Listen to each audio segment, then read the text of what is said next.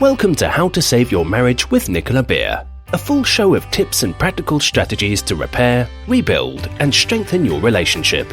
If you are currently stuck, wondering if your marriage can be saved, or you know you want to save it but don't know how to go about changing it, this show is for you. To book your free marriage strategy session with Nicola, get the free marriage ebook or donate. If you are enjoying the show and want to help keep it flowing, visit www.nicolabeer.com. Hi and welcome. I'm so happy you're here. Thanks for joining me for this really important topic today, and that's identity crisis. What to do if you feel like you're going through an identity crisis right now, what is an identity crisis, and how to help your husband, wife, girlfriend, boyfriend if they are going through an identity crisis. So as a life coach, breakthrough coach, I've helped many people to find their life purpose in life, break free from addictions, anxiety, and a general lack of confidence or happiness with who they are and where they are in their life. And through these individual breakthrough packages that I do, a lot of people go through a phase in their life where they feel like they've lost who they are. They don't know who they are. They're having an identity crisis, as they call it. And so it can really affect a marriage, as I'm sure you can imagine. It can really affect the whole person. They may have anger, sadness, fear, hurt, guilt that they're dealing with around this change or around this crisis. And it can really make them feel that they need to change their whole life. And within that, that can mean that they completely push away from their family life, completely push away from their career, their extended family. It can be sometimes difficult for the other person married to them to know who are they now. So those that have come for me for like this deeper breakthrough package that I do, it's quite an intense kind of week of work that we do together to sort of get a deep change really fast, have said that they no longer know who they are, what makes them happy, or they know what makes them happy, but it doesn't fit with the rest of their life anymore. They feel like this is kind of a critical point for them to either move in and step into their power and be who they really want to be, or to continue trying to please other people, but at the same time, when they're trying to please all these other people, they're not really pleasing themselves. So let's look first at the signs of an identity crisis. Now, you might not like the word crisis, so just forget that. I've called it a crisis in this sense because that's how other people come to me and describe it. And you may not identify with the word crisis. And at the end of the day, I don't see crisis as a negative word because I believe that it's through our darkest times, it's through our crisis points in life that the greatest, fastest, most amazing, beautiful changes come out of it. If we take action. Of course, if we don't take action, if we wallow in self-pity, if we don't invest in ourselves, if we just stay stuck, then of course, sometimes it can be the worst experience. So these are some signs.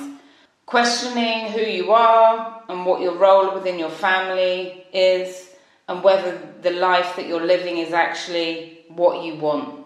It also could be struggling to connect with those around you as you feel like you just don't fit in. Maybe you've never felt like you fitted in and you've hidden that, or maybe this is something new that you no longer feel like you fit in. Doubting relationships and friendships and the meaning of them, that can also be something that often can come up. Everything can seem kind of fake, and you can start to hate fake people, fake things. Another sign is wondering what your role is within the wider society, the wider community. Questioning the meaning of life, the purpose of your life, the purpose of life in general. Then there can be not identifying with the religion that you were born into. That comes up quite frequently in the breakthrough sessions that I do, where people feel like they're not sure what to believe anymore, or they're rejecting all of the old beliefs. They no longer find them as true, and they just can't fake it anymore, or they can't adopt the same religious rituals and viewpoints. And they're going against their previous beliefs, which for a lot of people can be quite scary. They're like, well, if this isn't what I believe anymore, what does that make me? What does that mean for my marriage? What does that mean for my future? And then there can be like major life changes and challenges that can just knock someone's confidence to the floor. They have low self-esteem, they start to doubt their capabilities, they question their life choices, they question their cultural norms and traditions, and they find it harder to connect with others on these principles. And then they're searching for the life purpose and feeling confused about career progression, about opportunities, because they're not sure where their professional life is headed and they're not sure what makes them happy. So they're kind of like going through an identity crisis because they're going through a career crisis. And their job sometimes, for a lot of people, is tied to who they think they are. And if they go through unemployment or they change their passion for their job, they can be like, well, who am I now? I'm not this person in this job. Then there can be people that feel like they're going through an identity crisis because they're very impulsive and they're very indecisive and they keep changing their views all the time, their thoughts all the time. They find it hard to make decisions. Someone will say something and they'll absorb it and think it and believe it. Then a person the next week might say something completely different and then they'll absorb it. And these kind of people have lost touch with their own intuition, with their own heart, with their own thinking. They no longer trust themselves. Now, sometimes there can be significant things that happened in their past which has caused them to no longer trust themselves. So they look at everybody else for guidance. And then that gets confusing because, of course, if you look to different people for guidance, you're going to lose core and sight of what is important to you, what is important for your future and your present. Then there are people who have come to me because they really struggle identifying with the gender that they're born into. They no longer, or they never have actually, in the 3 cases that I've done this year so far, just in January. Three people who feel like they're not in the gender that they were born into. And that's really difficult. Really extremely difficult.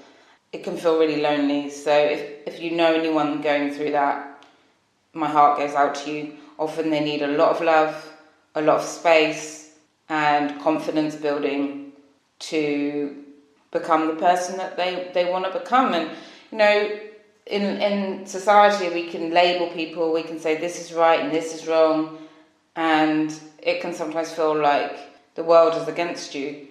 And we have to remind ourselves, I believe this anyway, that there is no one way to live. There is no one way to have a perfect marriage. There is no one way that the relationship must go. Everybody is unique, and identifying what is important to you in a relationship, what's important to your partner in a relationship, what's important to you both in the future is the only way to have a happy marriage, and building it on your beliefs, your values, and what's most important to you. Nothing else matters. Then there are some people who struggle to commit in relationships. They may even be married and struggle to commit, or they may be in a serious relationship, engaged and struggling to commit. Commit to the relationship, commit to children, commit to buying a house, because they're just really unsure or scared of commitment. And again, that often comes from past triggers. And sometimes people come and go through an identity crisis because the material items have become meaningless to them. I work with a lot of private equity directors, CEOs of investment companies, because I used to, over 15 years ago, I used to be in recruitment, and I used to do C-suite and investment recruitment. And a lot of the people know me from there, and they come to me for these breakthrough, life-changing sessions. And yeah, it can, if all your life you've been believing that happiness is when you make it in the career and getting millions of dollars is when you're going to be happy, or billions, whatever it is for the person, and then getting there and being like, is this all there is? That can cause a huge identity crisis. And there are other people who really believed that they would be at a certain position or in a certain wealth, and they haven't met that expectation of themselves. And again, they feel absolutely crushed.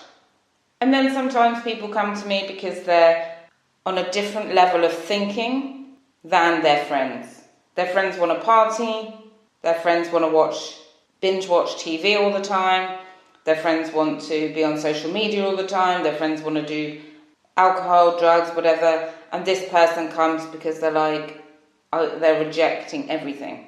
And then there are some people who come to me, lastly, after this long list, that all of a sudden have no feelings. They've completely become numb. They don't have any feelings for their husband or wife. They have no feelings, no emotions, no empathy. And they're like, is this an identity crisis, Nicola? How come I am not feeling anything? And their psyche has shut off their emotions, and I help them to reunite and reconnect with their passions, their emotions, their values, and so they can move forward. So those are all the different signs of an identity crisis. And as you can see, there's so much variety in that. And you may hate the word identity crisis, but this is really where people feel like their life isn't making them feel fulfilled, and they feel a bit lost. And it's finding yourself again.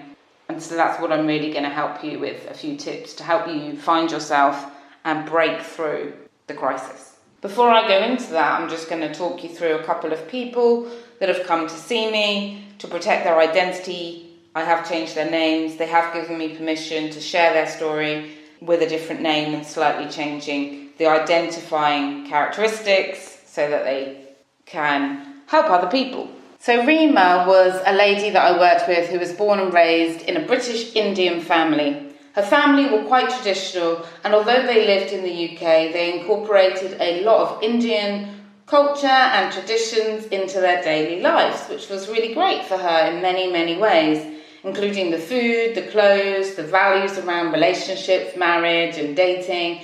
And Rima found that it was difficult trying to fit in with her family traditions and with the Western traditions at the same time. She felt out of place with her family, especially in family gatherings and local family events and traditions, because she felt torn between who she was at home and who she was at school. She went to a westernized school, a university, and she found that she was putting on a different persona to fit in with the two different beliefs, traditions, even the clothing that she wore. And she lost herself in this process. She didn't really feel that she belonged in either place. And she didn't really know what was important to her because she was so busy trying to please and other people and to fit in. She didn't accept herself, as she didn't really know who she was and what she wanted.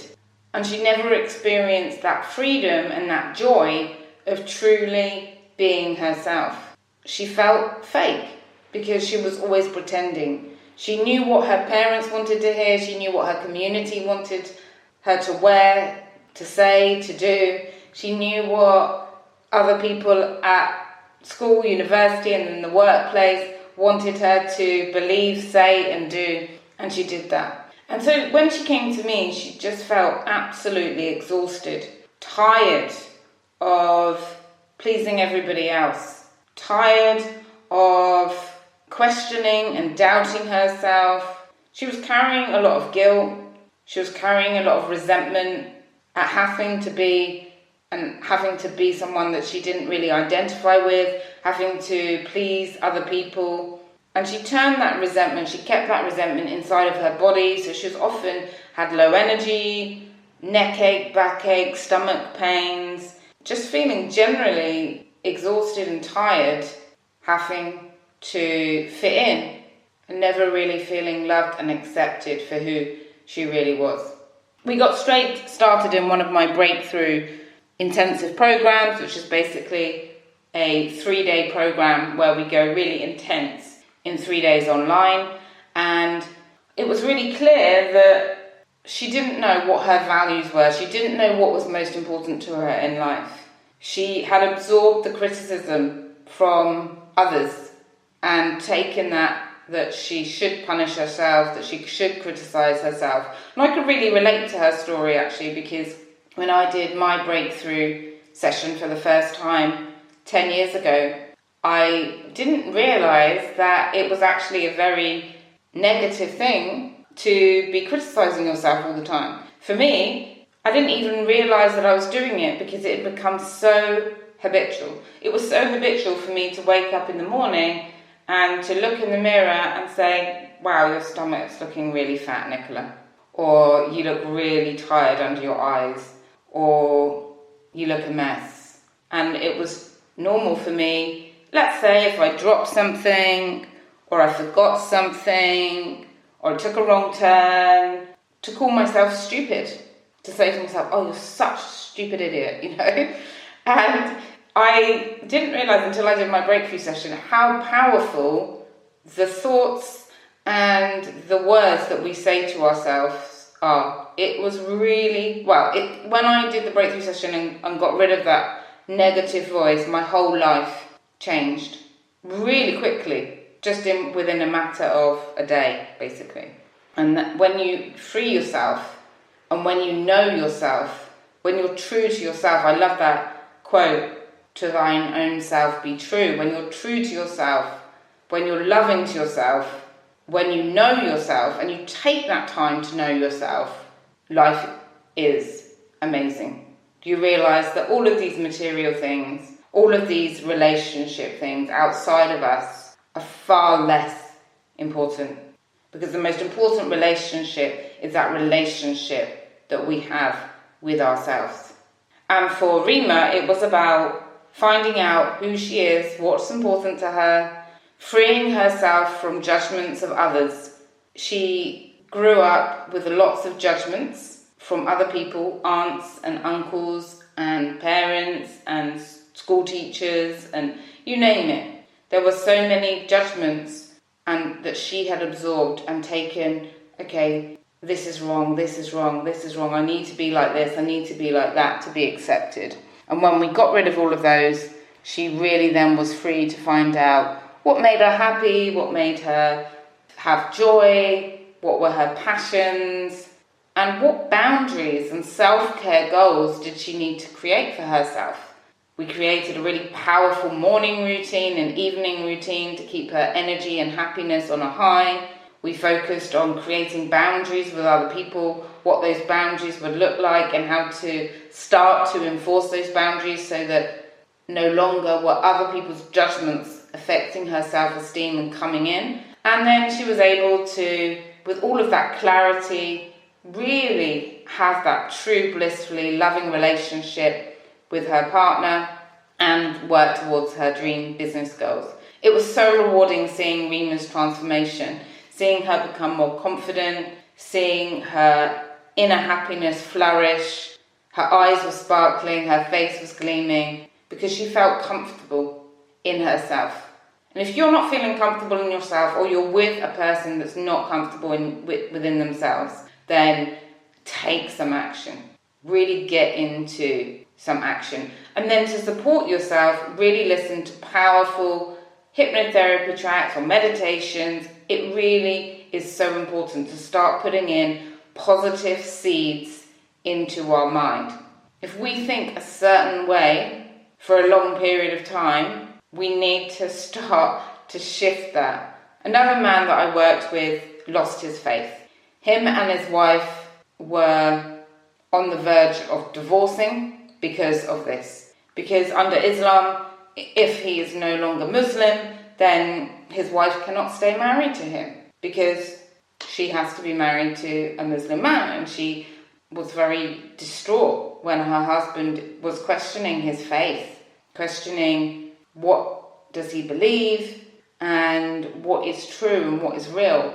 This was a result. He went and did an international MBA, and that started to shift his thinking. He was doing a lot more research into different areas of life, and he started to lose his faith. And it brought a lot of confusion, a lot of uncertainty in the relationship, a lot of fear, a lot of panic. And panic is something that the breakthrough sessions work great with. So I ended up doing 2 breakthrough sessions, one with her, one with him, helping them to get through that kind of crisis together. And it had to be handled so carefully because we're dealing with deep-rooted beliefs, with their love, with their marriage, with their family future. And it was so imperative to make sure that there was going to be peace and calmness and love and security for everybody, safety. And we managed to, after the 2 individual breakthrough packages, come together and create a peaceful, happy way forward. And lastly, I'll just talk about one more lady that I worked with that really managed to break free of the identity crisis. And the reason I'm sharing these stories is to give you hope. If you're feeling stuck right now, if you're feeling lost, if you're wondering who you are, where you are, what you are, it's fine. And I say it's fine or it's okay, because this is part of the awakening process. Sometimes we have to go down to come back up. Sometimes we need to go through a crisis to be cracked open and then to rebuild ourselves into something stronger, happier and more beautiful. I don't know if you have watched my webinar on relationship, my relationship masterclass. I have put it on YouTube now, so you can go and find it on my YouTube channel. And it's basically about rebuilding a new vessel for your relationship. Once you're broken, don't try and put the old pieces back together and go back to something that's fractured and trying to piece yourself back together. Start building something new, a new life, a new relationship. Too many therapists, counselors, they focus on trying to fix a person that feels a bit shattered. There's all these pieces all over the floor. They're like trying to help you piece all these pieces back together. It's the wrong way. That is the real problem. The right way is to clear the past, build something new, build a new you, build a new relationship. This is what really makes the difference. And I honestly believe that no one is broken either. And all of these signs, signals, pains can be used as a new opportunity. Your relationship crisis, if you're going through a relationship crisis right now, can be used as an opportunity to create a new vision for your life, a new vision for your relationship. So back to Caroline. So Caroline was feeling really stuck in her marriage. The past 6 years, she didn't know whether to stay or leave. 6 years, she was wondering, shall I stay or shall I leave my husband?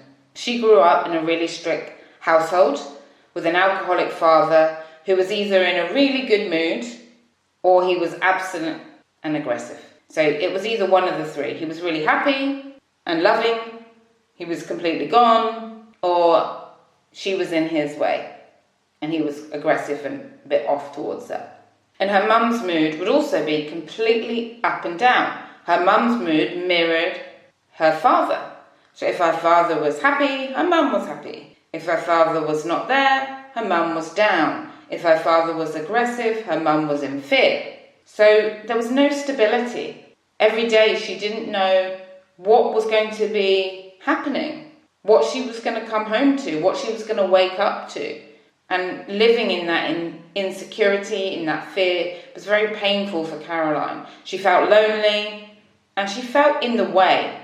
I don't know whether you felt that. I felt that a lot growing up as well, actually. Like being in the way, like my parents sometimes didn't really want me around.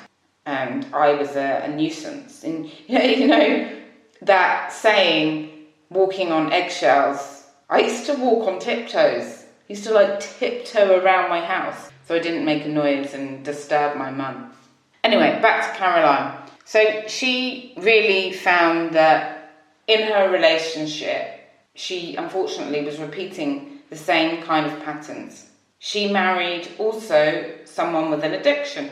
She didn't know whether it was her role to rescue or whether it was her role to break the pattern, break the cycle, and to leave her husband. And we had to go through this. What did she love about her husband? Was it the same? Was she caretaking or caring? There's a huge difference when you're in a relationship with someone that's addicted.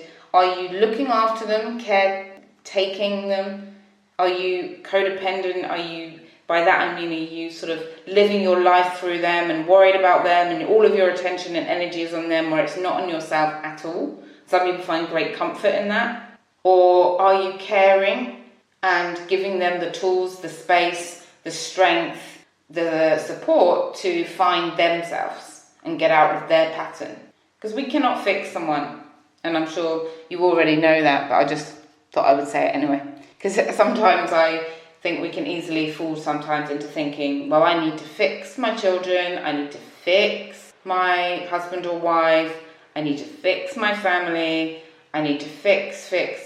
And actually the only person that we really need to look after is ourselves. And we can give the tools and the support and the space, sometimes the financial gift of getting help, whatever it might look like.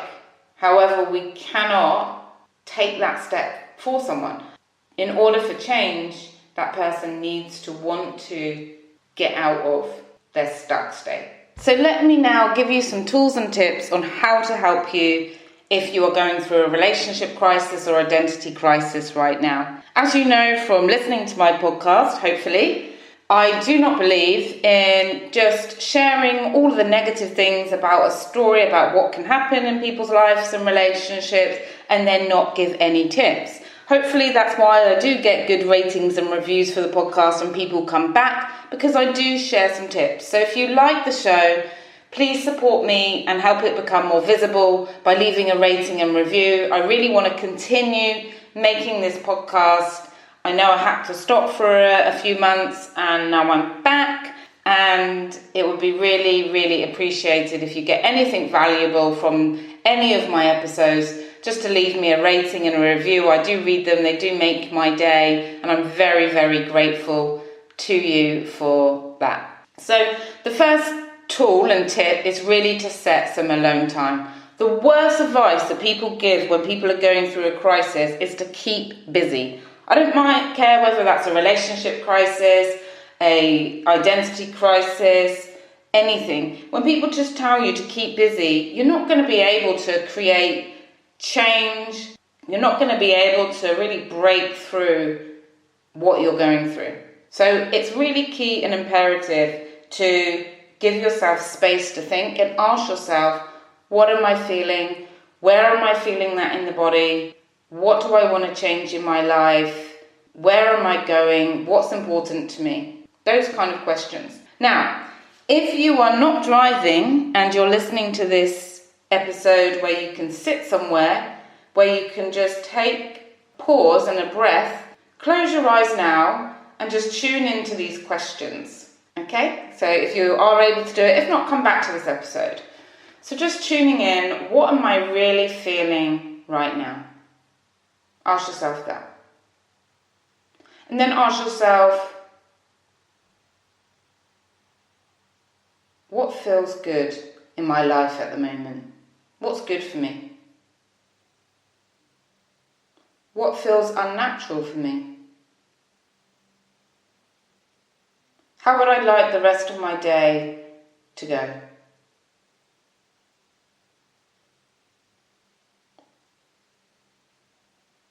What would I spend my time doing this weekend if I only had myself to think about?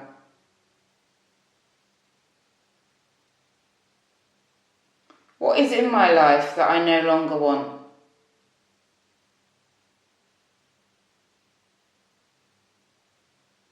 What is not in my life that I really do want?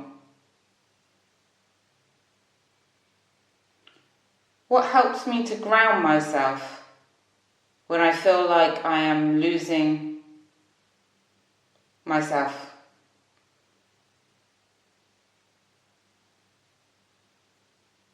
So those are some really great questions to ask yourself. and just wait for the answers, and you'll be surprised what may come up. And just sit in silence for a little bit and ask yourself those questions. Sometimes it can be difficult to sit with ourselves, especially if we're not happy with ourselves in our life at the moment. However, it really can be the catalyst for change. We need the space and the time to work out who we are and what we want. And that's why often keeping busy can make things a lot worse. The next is enjoy living in the present moment. Learning from children who are so good at living in the present moment is so important. They just enjoy. Children aren't worried about what they had for lunch and did they eat too much, or what they're going to eat for lunch tomorrow. They're not worried about, I've got work tomorrow. Is it going to be okay? When they're playing and having fun, they're just playing and having fun. And if your past is affecting your future because you are thinking about the past, you're feeling those negative emotions, those difficult emotions, then take some action, do some releasing work. Get into forgiveness, get into releasing the past, whatever it is that you need to do. If we carry fear within us, if we carry fear in our thoughts, if we carry pain and those negative, repetitive thoughts every day with us, we're going to feel weighed down, we're going to feel tired, we're going to feel exhausted, we're going to feel fed up. And that's why we must do the breakthrough work to become free and enjoy the present moment, because all we have is now.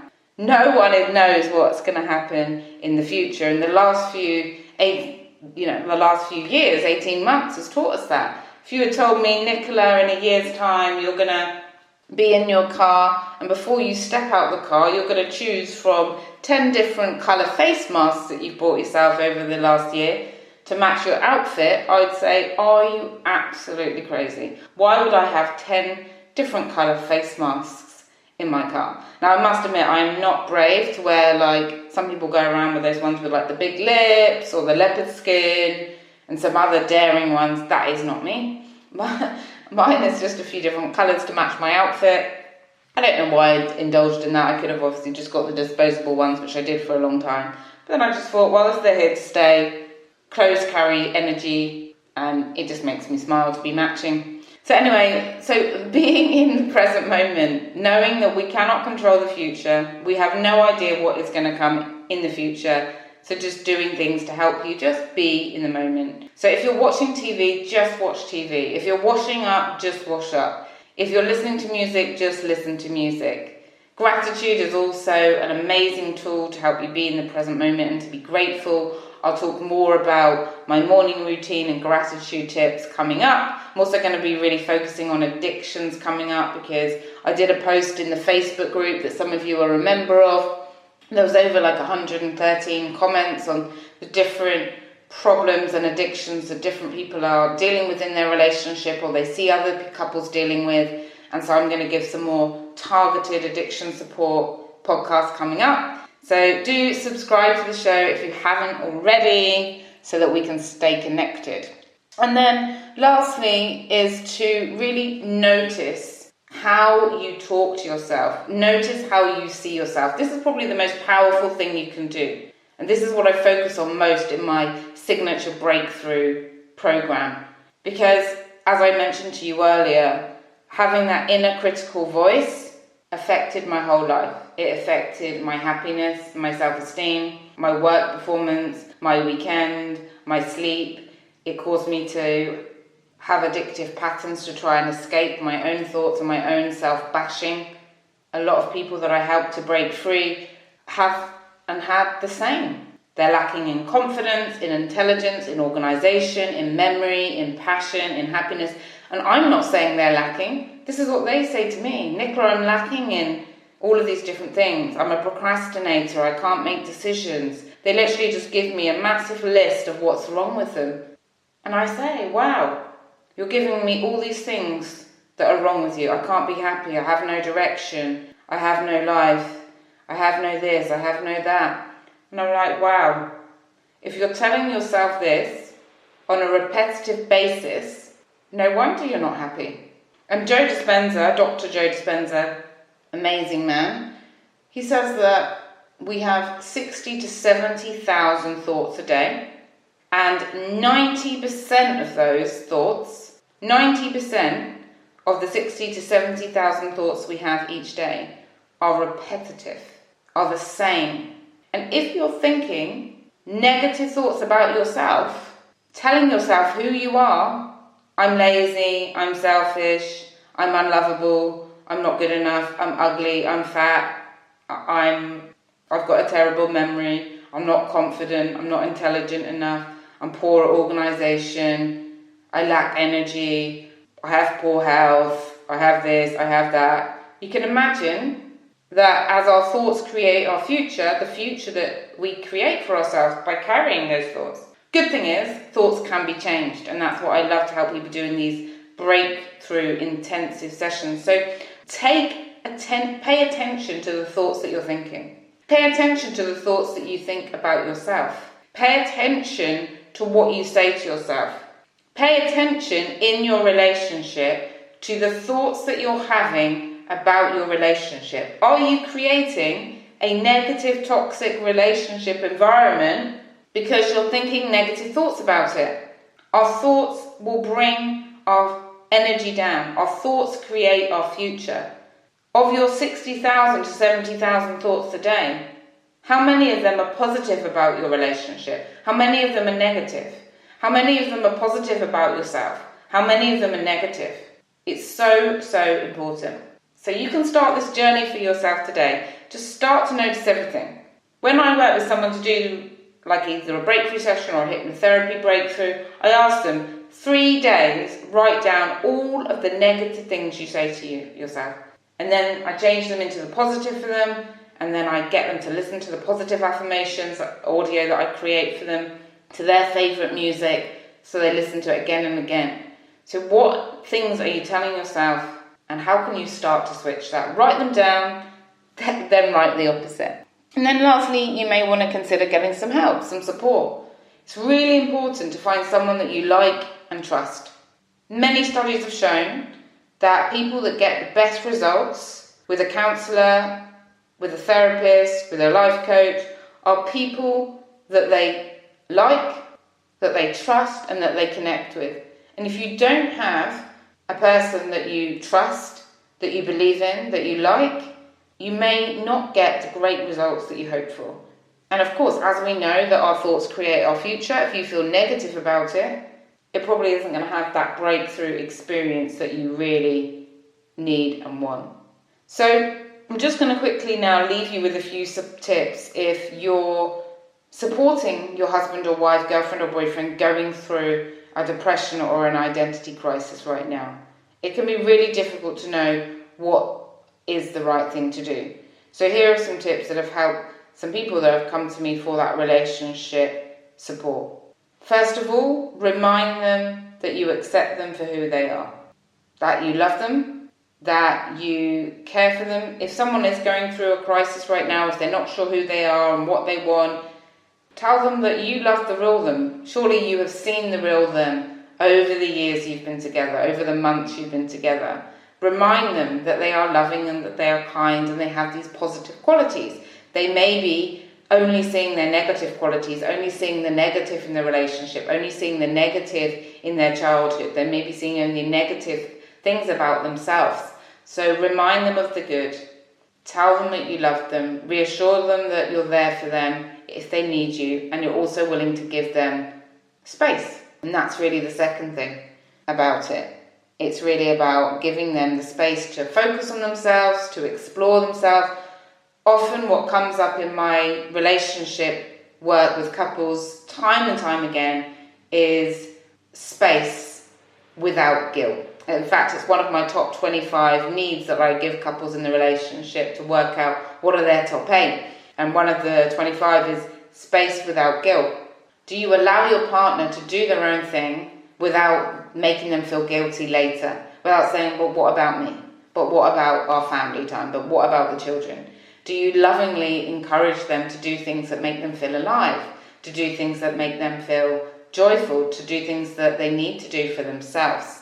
If they need to go away for a weekend or do a therapy intensive program, do you give them, or recovery program, do you give them that space so they can find themselves, so they can find their own voice? And it's really also important to make sure when you are looking after somebody not to go into that caretaking role.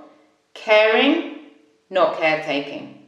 Am I parenting them or am I caring for them? We don't want to be parenting those we love. We don't want to be in that parent-child relationship. And often relationships can sometimes fall into that pattern. We need to break out of that.